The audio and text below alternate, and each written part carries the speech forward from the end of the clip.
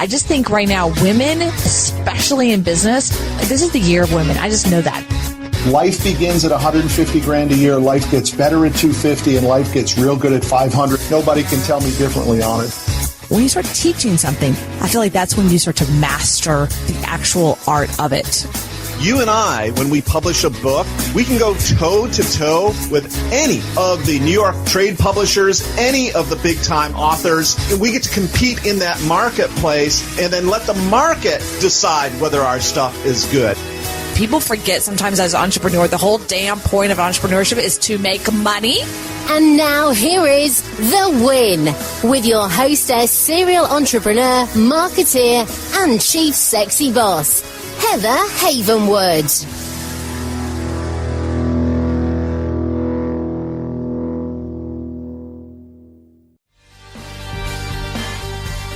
Have you ever wanted to stop the 9-to-5 grind and start your own company? Do you want to have more control of your income and your time? Then now is that moment to start and grow a successful business. As a female entrepreneur, I have succeeded. I have bit the dust. I have bounced back to growth and prosperity. But this would not have been possible without first taking the leap and owning my own business. But I didn't do it alone. I hired my first business coach 13 years ago. And now I help small businesses, solo practitioners, and professionals double their income and triple their time off. So let me help you too. My gift to you today is a free one-on-one strategy session. So go to coachwithheather.com, coachwithheather.com, and let me help you double your income and triple your time off.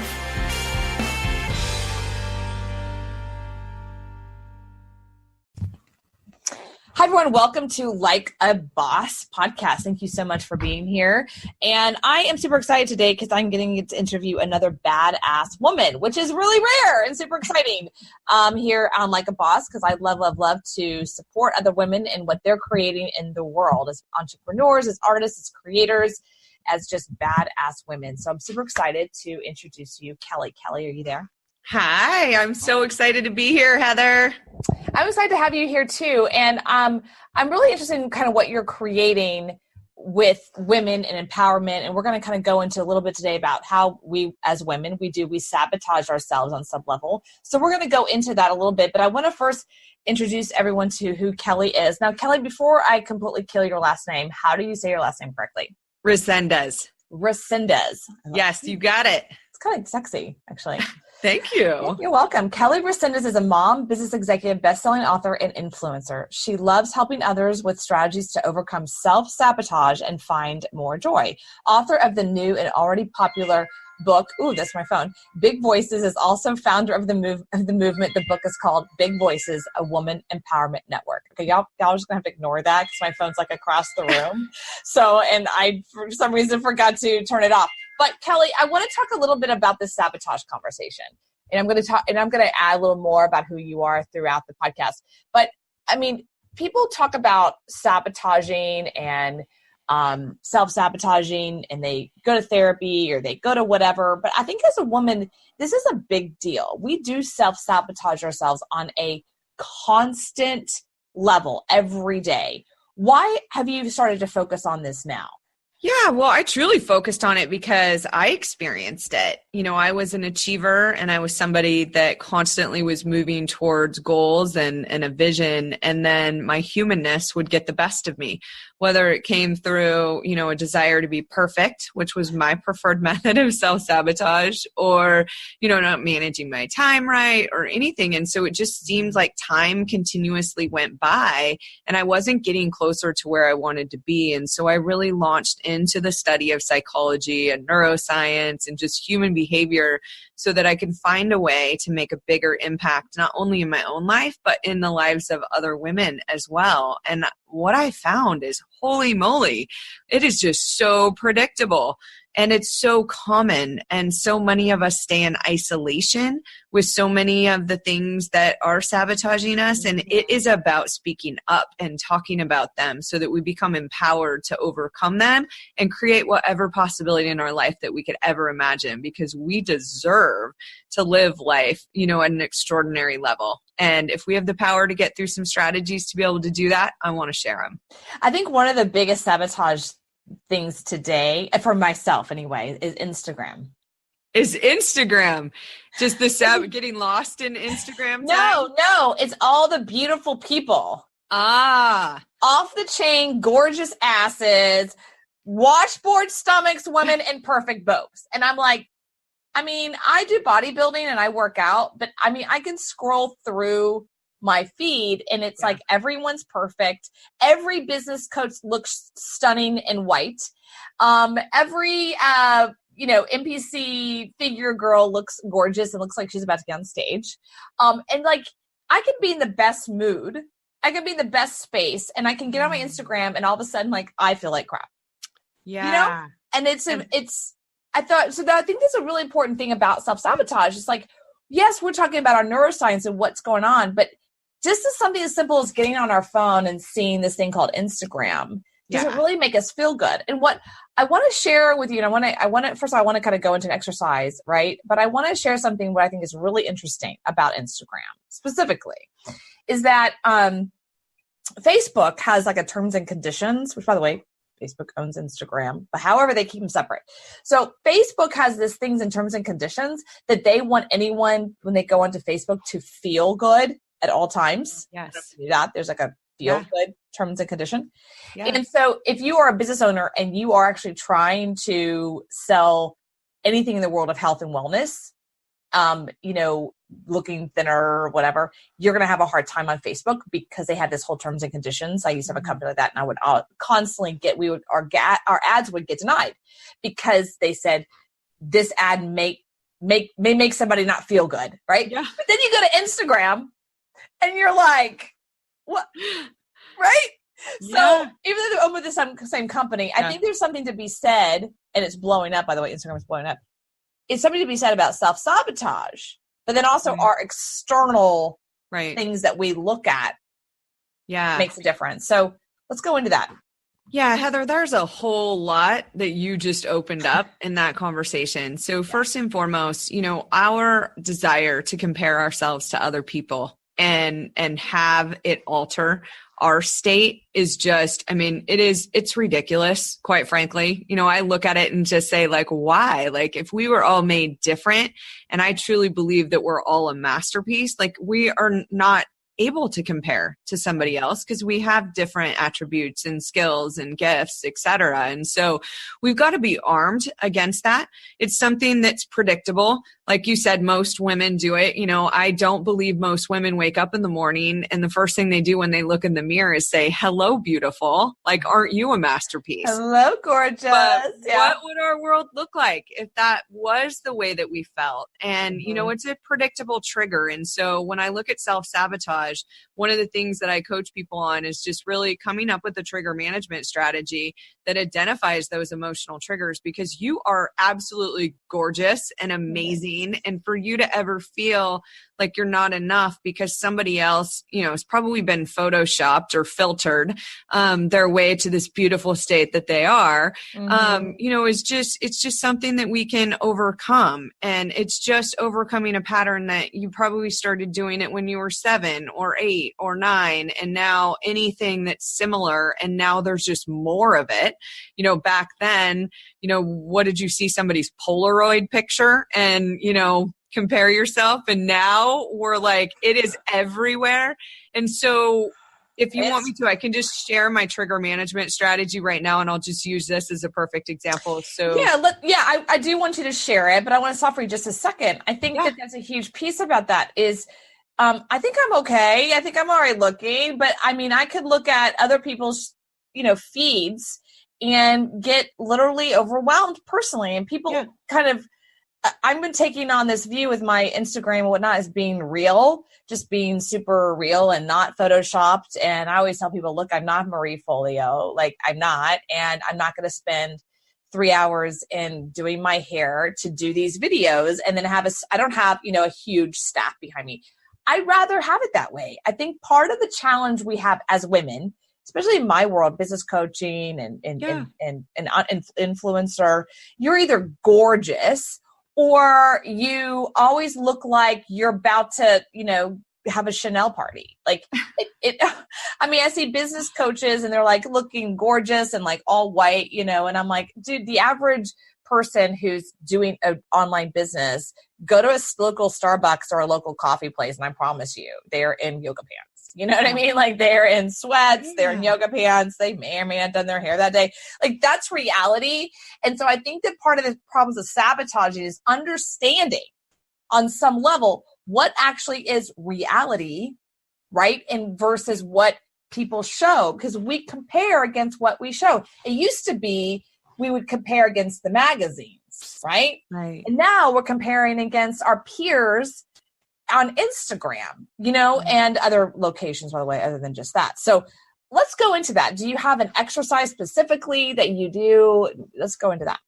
Yeah, so there's two parts to it. Number one is you've got to create this mindset that you are choosing authenticity.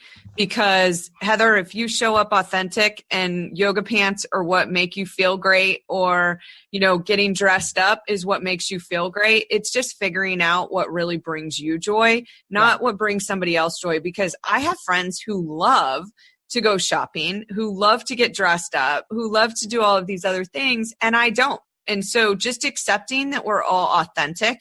And then part of that mindset, that I have, and I actually look at every single day to keep me in this state, is nobody steals my joy. So I don't allow external forces to affect my joy. I really cultivate it from within and really am accepting of who I am. And when we're in that place where we're trying to be perfect, that's when we're likely going to compare ourselves to others. So that's just, whether it's the comparison or the perfectionism, it's all kind of intertwined. And so you have to make that commitment that you don't want to live that way anymore, because it is stealing your joy and it's probably going to steal your confidence. Now, consciously, you can probably overcome it pretty quickly and it doesn't affect your life, but on some level, it's probably affecting your life. So, my trigger management strategy is pretty simple. And it's just identifying what your trigger is. So actually saying it. You used a word that I believe is the enemy of joy. And that word is overwhelmed. It is such a broad word that our brain doesn't know how to process it. And so it processes it as, I'm going to deplete your energy, get you down, because really all I care about is you breathing in this moment. So we've got to really identify what that is. Is it envy? Is it fear?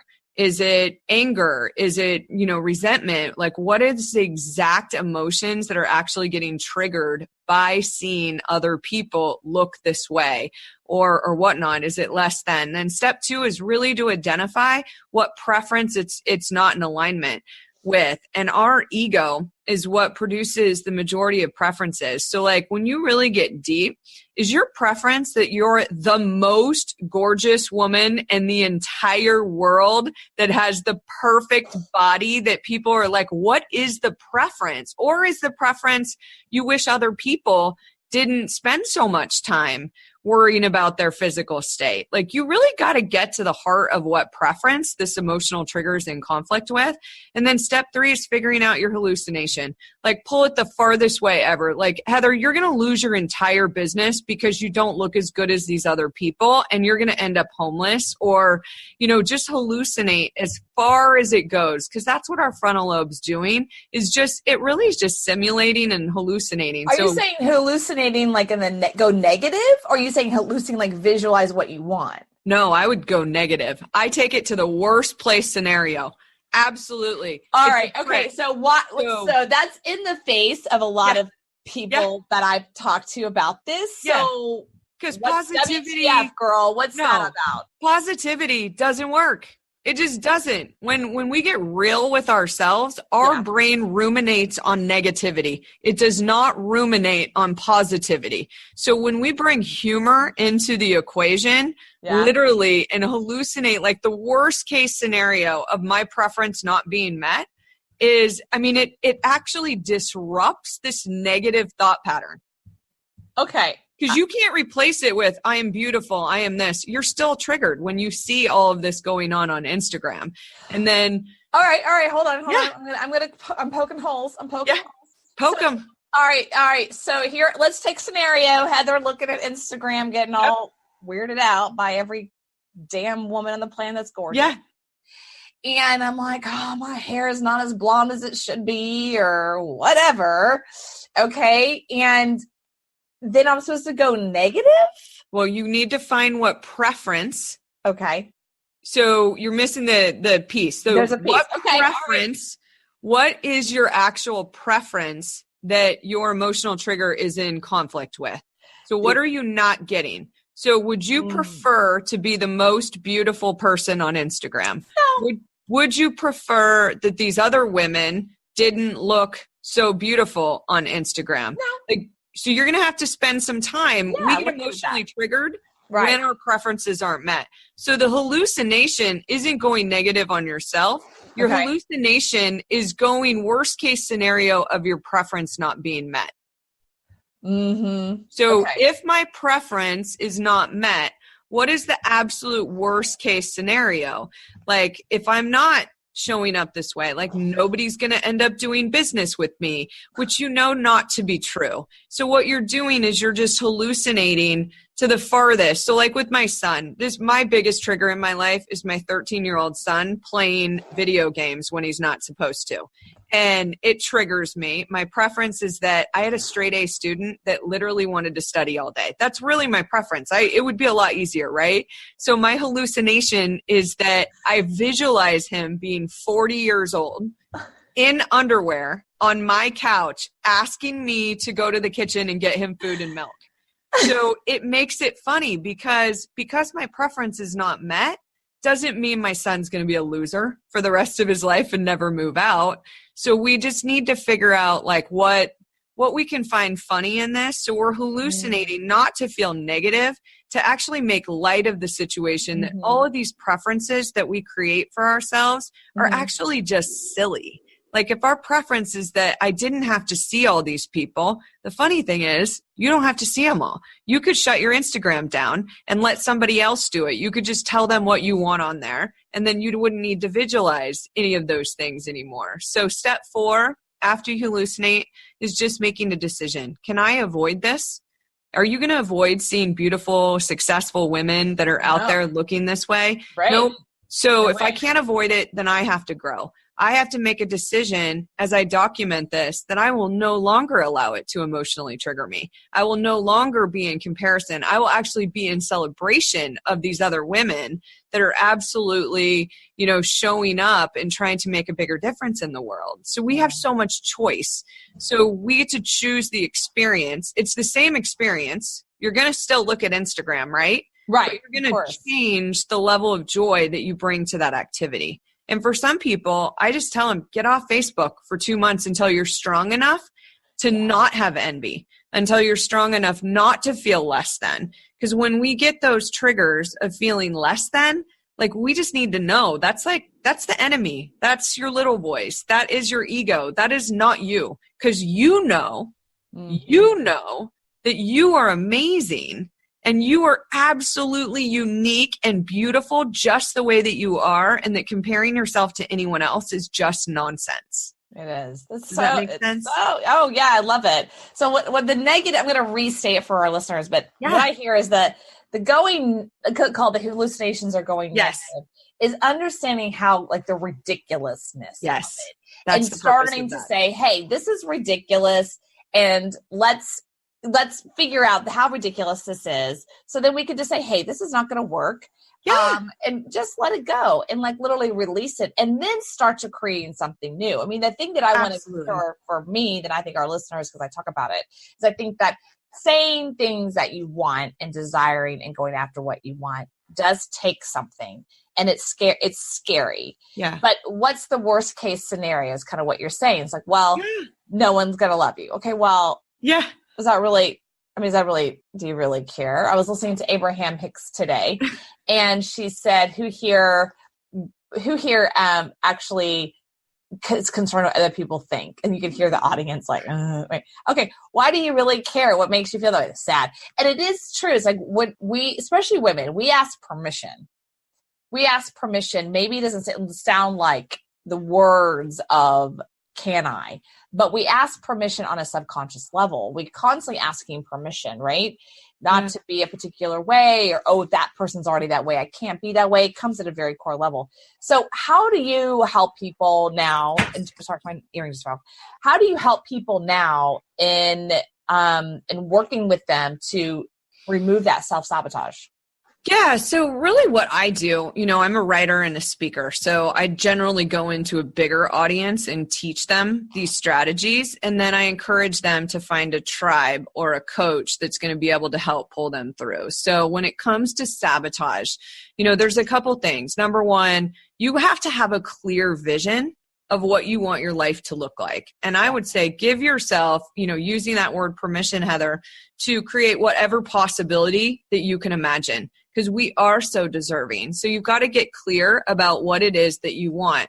And then on the opposite side of it, and it's I've dedicated a whole chapter in my book to just self-sabotage, is really sitting down and figuring out like what is hidden in the subconscious, what is blocking, what are the potential blocks that I'm facing right now to actually actualize my potential and create whatever life I can imagine for myself. And most of us have preferred methods of self-sabotage in different areas of our life. So for instance, professionally, I lead from my feminine power. Like I am a connector. I'm a relationship builder. I love it. My heart is open. I'm just completely loving and nurturing. Then you get into the relationship aspect of my life and it's like, boom. I have to work really hard to keep my heart open. And so when we identify that in different areas of our life that we have preferred methods of self-sabotage, we can plan for them. So perfectionism, I started my personal growth journey in 2003. And, part of it came with getting my physical health in check so that I did know that I had the energy and just the confidence to be able to make the other changes. And when I really realized that I was a massive perfectionist, I didn't know who I was. I literally, because I'd been living to be perfect in the eyes of other human beings. It wasn't what I wanted. And I was a baller back in the day. Literally just success was just financially and in business off the charts. Every other area of my life, not even on the charts, right? So I had to make that decision that as I identified my own self-sabotage mechanisms and started to work with more women and people, I realized that there's just this list of really predictable ones. And when you know what your preferred method is, you can create a plan for it. And part of that plan is I look at it every day. Not only do I look at my goals every morning before I get going, I also look at my preferred methods of self-sabotage so that I can see them coming from a mile away. And I'm able to consciously move past those things. So you got to be willing to do the work. I wish that going on a journey of self-actualization was not difficult. It is so much easier to stay the same or stuck where you are. But when you're committed to this, like you just have to trust like the people and the teachers and the wisdom is going to show up to be able to move you forward. That's so true. I agree with that. I used to be really type A personality. If people who are listening, they'll probably laugh. I still am a little, sorry, I'm laughing at myself. But I still am a little, but at the same time, I used to be only focused on success in business. Yeah. And I think that after a while, your heart does shut down. And I had dinner last night with a girlfriend who gave me these earrings, by the way, little Kendra Scott earrings. And I remember she said something, she had just did an event that day here in Austin about, she was doing coaching for, just basically volunteer coaching for these lawyers. And she said she sat down with like 44 of them over a period of like 2 days.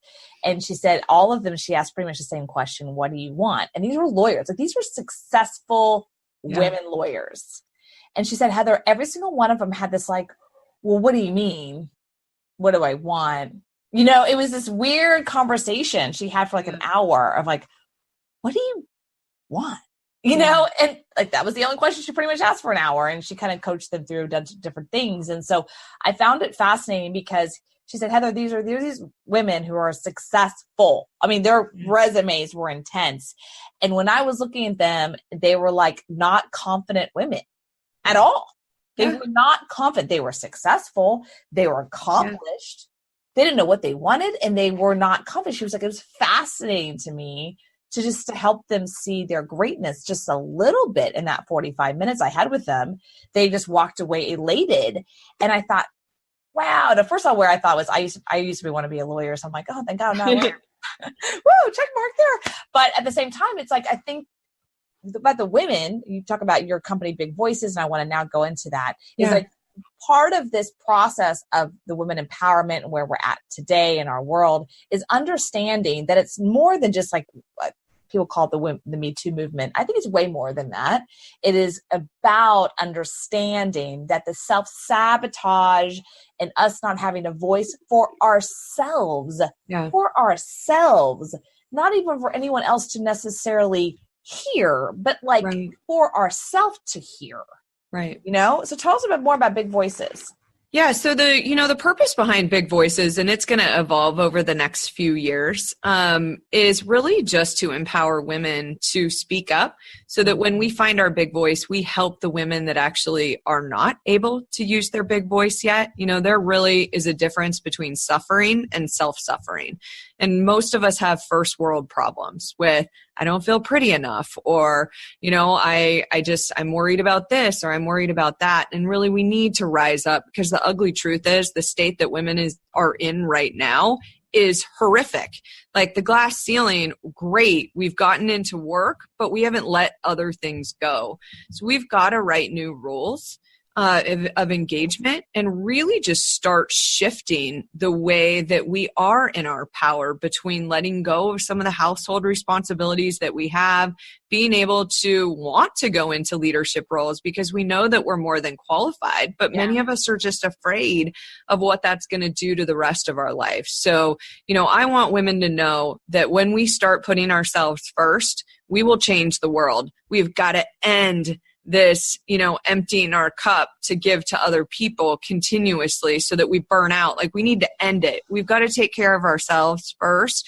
Our priority needs to be our emotional and physical well-being so that we do have the energy to love and serve other people at the end of the day. And really that is what Big Voices is about. I wrote the book. It was my own journey over 15 years of self-actualization, and I've gone through a lot and have tried to share some of the strategies that worked for me during that season. And many of us just don't believe that we can have more ands in our life. But I'm here to tell you, you can be a successful business person and write a couple books and be a good mom and be a good friend and hang out with awesome people like Heather today. Like, we can have more ands, but we're shutting ourselves down because we haven't learned how to live, differently. And so it's about bringing strategies out to females and just really speaking up so that we can end some of the suffering that we're seeing, whether it's obesity rising, anti-psychiatric medications being on a rise, just women feeling hopeless about their future or sexually harassed. I mean, it's all into one. I just want to help women rise up and be stronger so that we can support one another.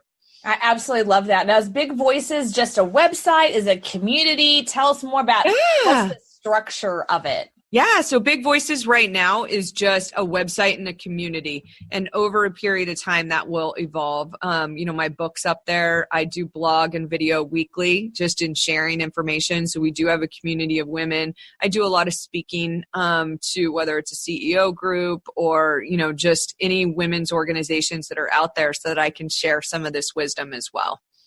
I love it. Okay, where can they find you for Big Voices? Yeah, so we've set up a website for you and your listeners, Heather, at bigvoicesrise.com/thewin. Yeah. And what we've got some, gifts for you there, free chapter download. You can actually buy the book on Amazon right there. And also, just an essential Big Voices toolkit that's going to be able to help you create those goals and document some of these strategies that we've talked about today in a stress reduction video video too. So I hope love you check it out. Yeah. Great. So David, do the URL one more time. It is bigvoicesrise.com/the-win. Nice. And that's what it's about. Like, we've got to start winning as women and supporting one another more. So I love it. Well, Kelly, thank you so much for being here. I really honor and appreciate you. And I love what you're doing with Big Voices. And I just love your mission about really helping women stop self-sabotaging themselves. You know, that's where it starts, is within ourselves. So I just absolutely love it. I'm really honoring you and what you're doing as a mom, an executive coach, and just as a powerhouse badass here. I love that. And so any last words for anybody on here on Like a Boss? Yeah, just that you can create whatever possibility that you want. So whether you need to write a new story and completely change your life circumstances, or you just need to change the way that you feel about your circumstances, it is possible, because we are so powerful. We just have to override some of the pattern thinking that we've had that doesn't serve us anymore. So you just got to make that decision and move forward. So hopefully you check out the book and get moving on that. I love it. That's very true. Everyone, this is Heather Haven. When you check us out, of course, on iTunes, iHeart, Spotify, everywhere else, just go to all those places and type in Heather Havenwood Like a Boss or The Win, either one. And again, check us out. Please, please, please, please, please share this show with friends, loved ones, other badass women in your life, because it's very, very important. Everyone, this is Heather Havenwood. Talk to you soon. Bye. Hey, it's Heather. Is your digestion feeling off? Are you often hungry even though you're eating enough and taking supplements? Are you struggling to burn off that last bit of stubborn fat that will not go away no matter how hard you diet or exercise? I guess I'm talking about myself here. See, it might be your gut. It was mine. That's why I am so excited to announce that P3OM, the Navy SEAL of probiotics, is now available at energywithheather.com. Look, tens of thousands of real people, including myself, has used P3OM to manage constipation, bloating, gas, acid reflux, abdominal pain, and much more. Look, as you'll learn when you go to energywithheather.com, P3OM uses unique and patent strand that has been proven in lab tests to deliver the right bacteria to your gut, so your body has what it needs to let go of all that fat. So look, what are you waiting for? Go to energywithheather.com. That's energywithheather.com. Thank you for listening to The Win with Heather Havenwood. Interested in coaching with Heather? Go to heatherhavenwood.com and sign up for a business discovery consultation. Here is your free gift for listening. Get 3 audio chapters of Heather's book, Sexy Boss, How Women Empowerment is Changing the Rulebook, when you text the word sexy to 72000. Again, text the word sexy, that is SEXY, to 72000, and receive your 3 audiobook chapters. Number is good only in North America. This is a Sexy Boss Wrap. This podcast is a copyright of Havenwood Worldwide, LLC.